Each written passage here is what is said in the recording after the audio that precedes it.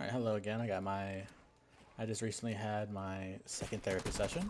And I just wanted to come on here, talk about, some of the stuff we talked about, some of the tips that I went over, and some of the overall things that, I went through. And I kind of want to share with you guys, give you guys some tips, the usual. So hopefully you guys will listen, enjoy, maybe you can take away something from this, which would be hopefully. So,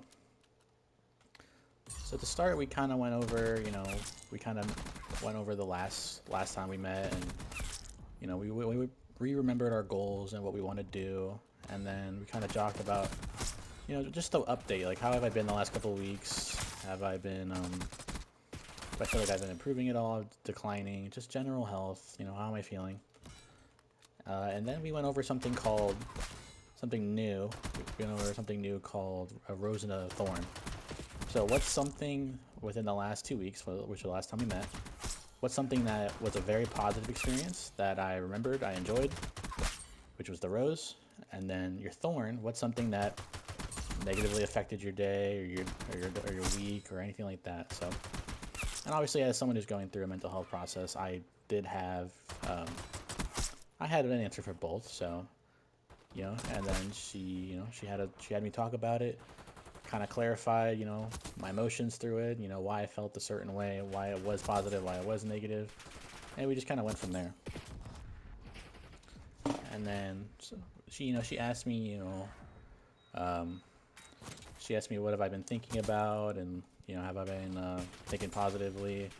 And I told her, I was honest. I told her honestly that I've been, overthinking, or I try to think about like stuff that I've, could have changed in my life. Just thinking that like, thinking trying to find solutions when things have already happened in your life or things have already changed, and you have to kind of like accept things and move on. So just trying to positively move on from there, and having those kind of thoughts, they fall under a category which she told me about called cognitive distortions. They are irrational thoughts that shape how you see the world, how you feel, and how you act. It's normal to have the thoughts kind of come up every once in a while, but if they're kind of excessive, it becomes dangerous for your mind to kind of always live in that space.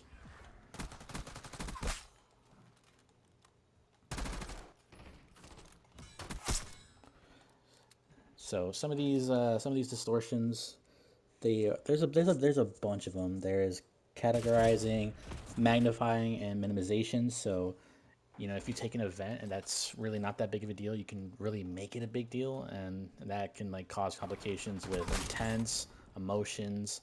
And then minimization, if something really is a big deal and like was dramatic or something that needs like attention, if you try to undercut it, then you're minimizing the situation, and that's not healthy. Another one is personalization. This is one that I thought about a bunch. Was the belief that you're responsible for events outside of your control.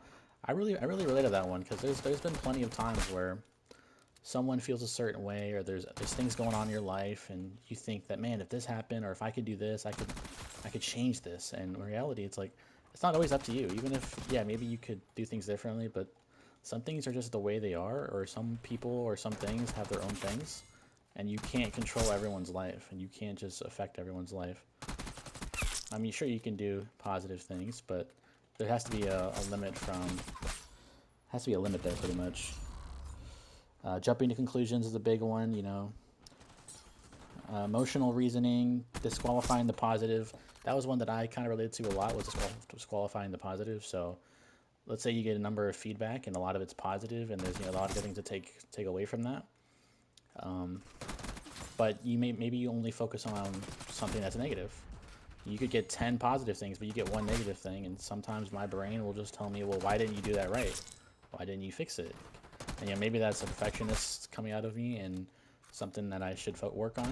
But I've always kind of thought about that. Even if I do something right, there's if I do something wrong, I want to fix it, and I get angry at myself for getting something inaccurate. So that's something we've talked about, and something that I'll have to think about and look forward to progressing. And there's other ones like all or nothing, which is thinking in absolutes, never, always, every. Absolutes are just they are what they're described as. They're something that is completely, entirely in its own thing, and that absolutes are rarely ever true. You know, Your brain might think of an absolute, but the world and people's brains, they change so much that absolutes are kind of just nothing. And you should never really think in absolutes because it just doesn't work. The world changes too much for that. Your brain changes too much for an absolute.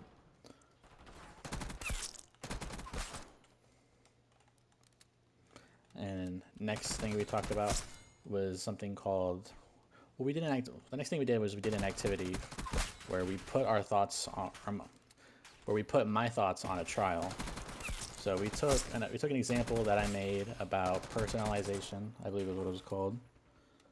Yeah, we did an example from the personalization, and we took that thought, and what we did about this trial is you take a thought, and that becomes like the main statement is the thought.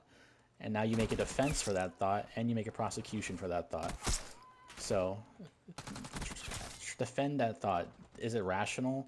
Is there any facts that back up that thought? Is there any statements that ring true for it, and they're not just based on emotions or feelings or thoughts or whims?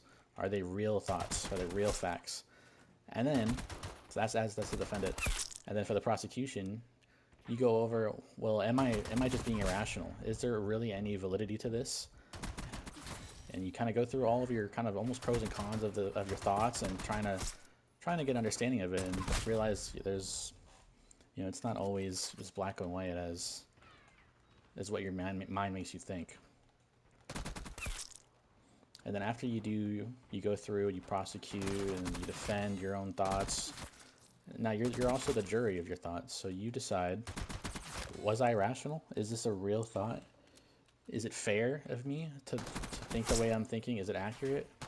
And that's for you to kind of work through and decide. And more often than not, from what I've seen based on the experiences that I've had, is a lot of it's irrational, and a lot of the thoughts they're just negative thoughts that, these cognitive distortions that kind of come through.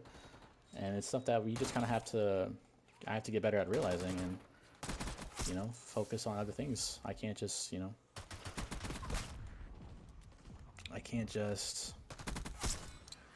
keep relying or keep going back to these things that, aren't going to help me in my long-term recovery and my long-term health. I have to be a more positive thinker, and which, I've been trying to be. Because, in my life recently, I've been working really hard, and I haven't always got the results that I wanted. But one thing that I've been telling myself, and my therapist was happy to hear, was that I know how hard I've tried. And if that's not seen by, if that's not seen by companies or anything like that, then I can't do anything about that. I can't make a company hire me. I can't make a job. I can't make a company start their career with me. I can't force anyone to do anything. But what I can do is do the absolute best that I can. And I have done that. And I know that I've done that. So I'm proud of that.